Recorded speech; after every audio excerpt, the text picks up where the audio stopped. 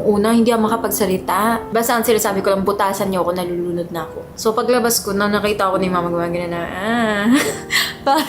Tama lang, ngumiti na siya. Tapos sabi niya, parang wine naman yung kinuha sa'yo kasi red. Tapos 1 litro. Yes, yun. Every 8 hours, I started to drain. And every day, parang dun after, I started to feel better. Imagine nyo, 1 week akong walang ligo. Sa buong buhay ko, never ko ginawa yun. Pero nagpupunas ako ng kilikili and all. Masaya na ako nung nakatayo ako. Kasi 3 days ako nakahiga. As in, walang tayuan. And then, nandun na yung ihi ko. Ayoko din magpakabit nun, pero wala akong choice. Pati yung bladder ko, wala nang lumalabas na ihi. And then, yung heart ko, masyado nang mabilis yung tibok. Hindi na din ako nakaka-poops. Wala, lahat na ipit na sa body ko. So, nagkaroon ako ng doktor sa puso, doktor sa lungs, doktor sa gastro, doktor sa nepro, lahat ng doktor, dahil dinadalaw ako ng dinadalaw. And I know it's for my better. Tapos day by day after nung gumagaling na ako, yun, doon ako nag-video na medyo okay na ako.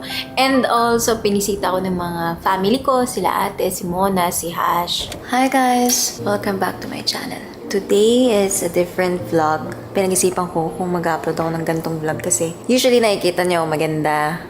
Wow, maganda. Hindi yung naka-ayos lagi. Ngayon nyo lang makikita na ganito yung itsura. This is day 6 of me being in the hospital.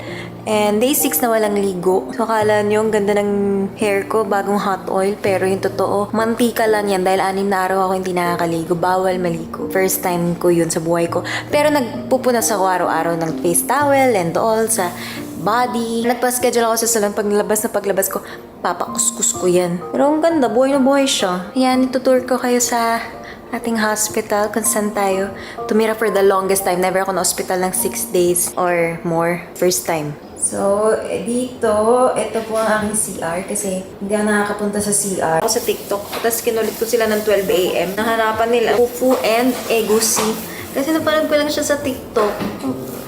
Pero, sinasabi nila lunukin mo agad, hindi mo gagawin. Hindi na parang...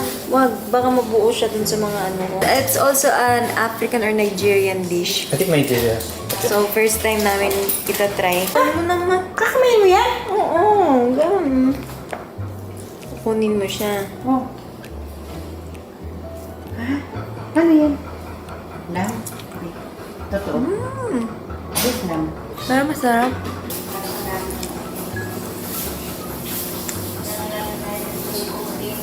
Hindi ko maintindihan. Parang hindi na akong gusto niya. Di ba? Hindi ko maintindihan. Ang daming flavor. Parang, pero parang ang hirap kainin na di mo yan. Try mo. Hindi ganyan pa. Mom! Ano ka? Hindi ko kuha ka ng konti. Parang siyang kare-kare. Parang... Kamusta? Ewan ko na swallow ko. Nako. Magic trick. Wow. Ano mo yan? Wow. Grabe, lips ako dito. Karap ko. sa TikTok, ilalay ko hard. Tapos, Repost. comment ako. Mag-live na ako. Ito yung mga Parang siyang glutinous rice na stuck doon sa dilaw. to! Yung ulam mo, pakita mo naman. Tapa. Kain tayo. Of course, si mama kasama ko 7 days.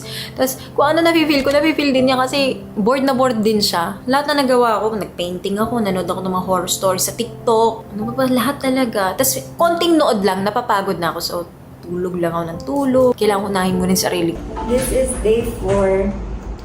Ito na yung mga baon ko. First time ko makaupo ng matagal